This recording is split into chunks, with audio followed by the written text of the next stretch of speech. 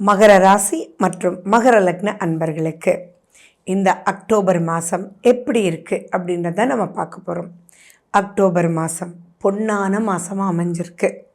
நிறைய வைபவங்கள், நவராத்திரி, அமாவாசை, மாலியபட்ச அமாவாசை, தீபாவளி எல்லாம் தொடர்ந்து நிறைய வைபவங்கள். உங்களுக்கு எப்படி இருக்குது, இதில் எப்படி நம்ம ப்ரொசீட் பண்ணணும் அப்படின்றது தெளிவாக உங்களுக்கு நான் சொல்கிறேன். ஏன்னா ஒரு மிக்சடான பலனில் இருக்குது. அந்த மிக்சடான பலனில் சில விஷயங்கள் ரொம்ப எச்சரிக்கையாக இருக்க வேண்டியது இருக்குது.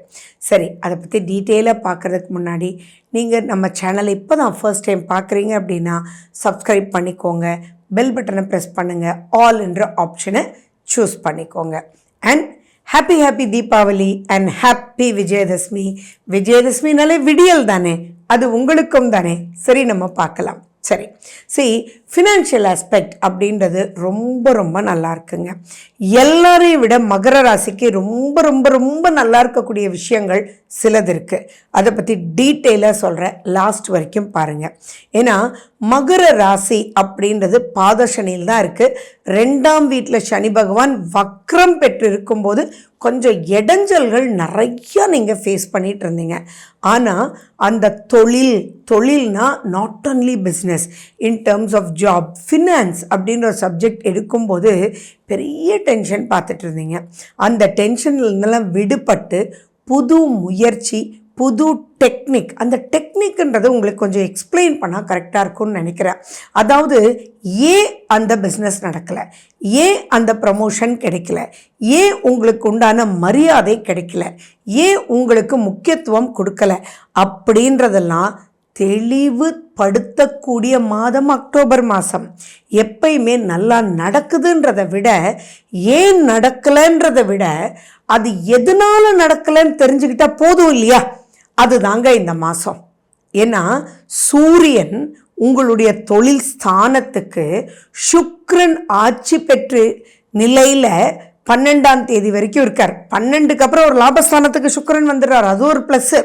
ஆனால் சுக்கிர வீட்டுக்கு சூரியன் வரார். அப்போ சூரியன் அப்படின்னா என்னங்க, நெகட்டிவாக பேர்ன் பண்ணுறதே சூரியன் தானேங்க. அந்த சூரியன் உங்களுடைய தொழில் ஸ்தானத்துக்கு வரும்போது 20ஆம் தேதிக்கு அப்புறம் செவ்வாய் அந்த சூரியனையே பார்க்கும்போது உங்களுடைய தடுமாற்றங்கள் என்னன்றது புரிய வைக்கிறது மட்டும் இல்லை, அதிலிருந்து வெளியில் வந்து பாசிட்டிவாக கை கொடுக்க பல கிரகங்கள் குரு உள்பட காத்துட்ருக்கு. ஸோ மகர ராசி மகர லக்ன அன்பர்களே, இந்த மாதம் உங்களுடைய ஆயுள் காலத்துக்கும் மறக்க முடியாத பல விஷயங்களை நெகட்டிவை சுட்டி காமிச்சு அந்த நெகட்டிவ்லேருந்து வெளியில் வந்து தத்தளிக்காமல் அது வெளியில் வரதுக்குண்டான வழியையும் கையையும் கொடுத்து வந்துட்டுவீங்க. அது வந்ததுக்கப்புறம் உங்களுக்கு அப்லிஃப்ட்மெண்ட் பன்மடங்கு. அப்போ இந்த மாதத்தை நான் என்னங்க சொல்கிறது, உங்களுக்கே தெரியும். ஸோ அப்போது ஃபினான்ஸ் ரீதியாக ரொம்ப நல்ல கரெக்ஷனும், நீங்கள் கேட்ட இடத்துலலாம் உங்களுக்கு அன்பும் அரவணைப்பும் உங்களுக்கு தெரியாததை புரிய வைக்கக்கூடிய அமைப்பில் இருக்குது. இப்போ நீங்கள் குழந்தைங்களா இருக்கீங்கன்னு வச்சுக்கோங்களேன், உங்களுக்கு ஒரு போர்ஷன் புரியவே இல்லை, ஆனால் அந்த யூனிட் ரொம்ப முக்கியம். அந்த யூனிட்லேருந்து எப்படியும் 20 மார்க்ஸ் கொஷின் நிச்சயம் அப்படின்ட்டாங்க, ஆனால் அந்த யூனிட் ஒன்றுமே புரியல அப்படின்னா கூட இப்போ நீங்கள் எடுத்து படித்து பாருங்கள்.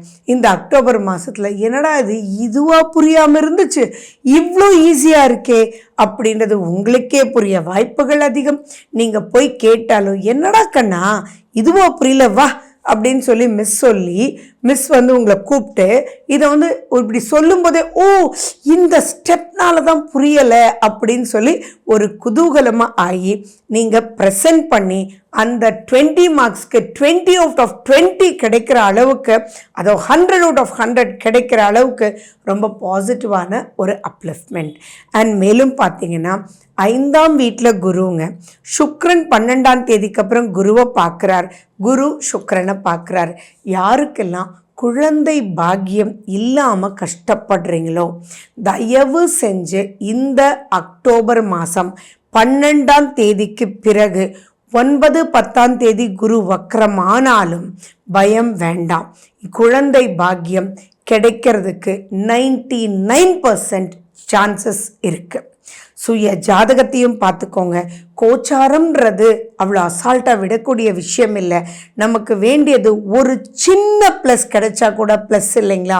ஸோ அந்த அனுபவிக்கிற யோகத்தை குரு உங்களை பார்க்குறார். உங்களுடைய 5ஆம் வீட்லேயும் குரு இருக்கார்.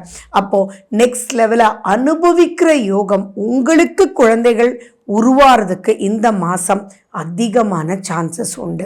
அதே மாதிரி உங்களால் உங்கள் குழந்தைகளுக்கு திருமணம் செஞ்சு வைக்கக்கூடிய வாய்ப்புகள் இருக்குது.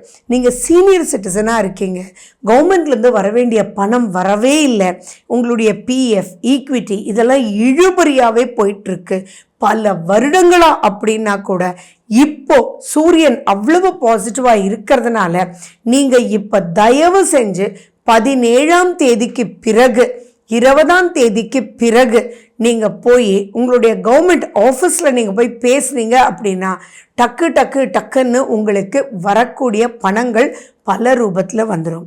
அப்போ கவர்மெண்ட் சைட் பாசிட்டிவ்.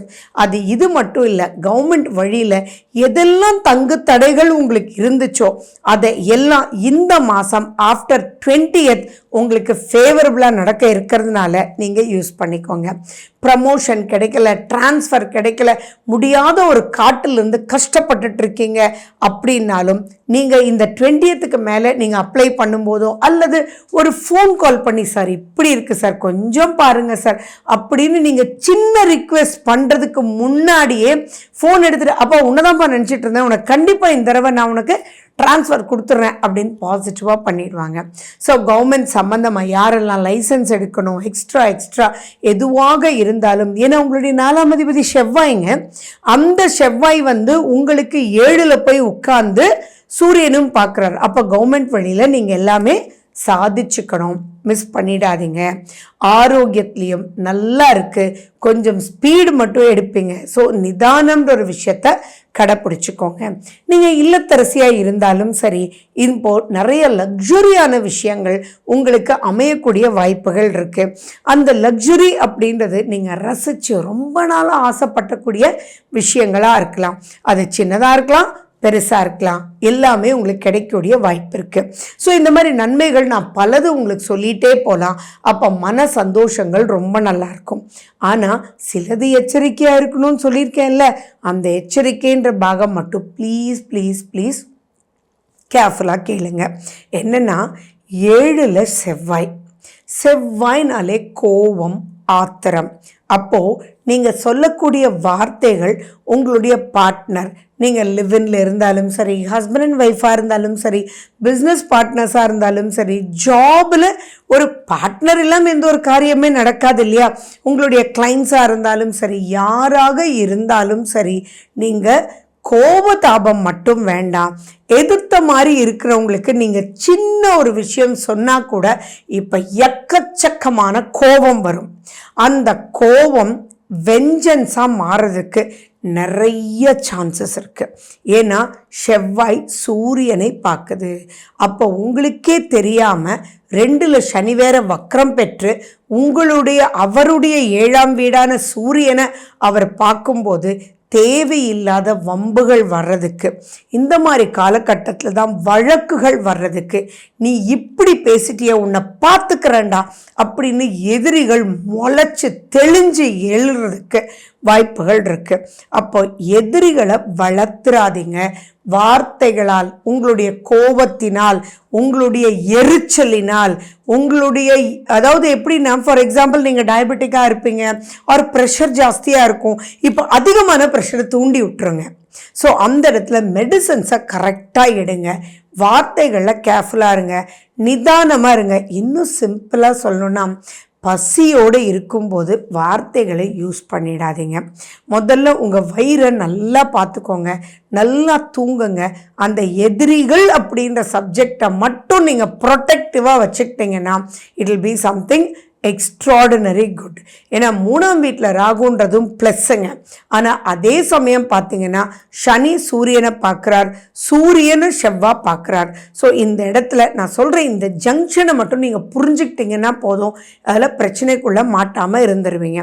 இதுக்கு நீங்கள் மெடிடேட் பண்ணணும், எதையும் நிதானமாக இருக்கணும், ஸ்லோ அண்ட் ஸ்டெடியாக வார்த்தைகளை யூஸ் பண்ணணும், பிரெயினுக்கு எடுத்துகிட்டு போய் டிக்ளேர் பண்ணணும். இதெல்லாம் பண்ணிங்கன்னா ஆட்டோமேட்டிக்காக இந்த பீரியட் ரொம்ப பாசிட்டிவ். ஆனால் இதை பண்ணிங்கன்னா இந்த பீரியட் ரொம்ப ரொம்ப ரொம்ப ரொம்ப நெகட்டிவ். ஸோ இதுலேருந்து வர்றதுக்கு நீங்கள் என்ன பண்ணணும் அப்படின்னா, துர்க்கை அம்மனுடைய வழிபாடு ரொம்ப முக்கியம். சுய ஜாதகத்தில் சர்ப்பதோஷம் ஏதாவது ப்ராப்ளம் இருந்ததுன்னா அதை நிவர்த்தி பண்ணுறதுக்கு இந்த மாதம் மாதிரி ஒரு மாதம் கிடைக்குமான்றது சந்தேகம்தான். ஏன்னா அடுத்த நவராத்திரி வராதா அப்படின்னா வரும். ஆனால் சூரியன் செவ்வாயினுடைய இந்த அமைப்பு கிடைக்குமா தெரியாது. ஸோ அதனால் நீங்கள் இதை யூஸ் பண்ணிக்கோங்க, மிஸ் பண்ணிடாதீங்க. அதே மாதிரி முன்னோர்களுக்கு மாலியபட்ச அமாவாசை அன்னைக்கு நீங்கள் திதிகள் சார்த்தம் பண்ணுங்கள், மனசார வேண்டுதல் வைங்க. அண்ட் துர்க்கை அம்மனுடைய வழிபாடு எல்லா விஷயத்துலேருந்து உங்களை காப்பாற்றும். சரி, சந்திராஷ்டமத்தன்னைக்கு ரொம்ப ரொம்ப ரொம்ப கேர்ஃபுல்லாக இருங்க மகர ராசி மகர லக்ன அன்பர்கள்.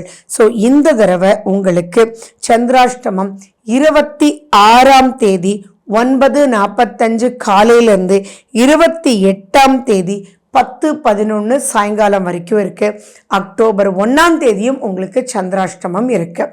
ஸோ கேர்ஃபுல்லாக இருங்க, பாசிட்டிவான விஷயத்தை யூஸ் பண்ணிக்கோங்க. மாத பலன் பார்க்குறனுடைய நிஜம் என்ன, அதில் எது காஷனாக இருக்கணும் அப்படின்றத பார்த்துட்டு அதில் மட்டும் எச்சரிக்கையாக இருந்துருங்க. Okay, wish you good luck.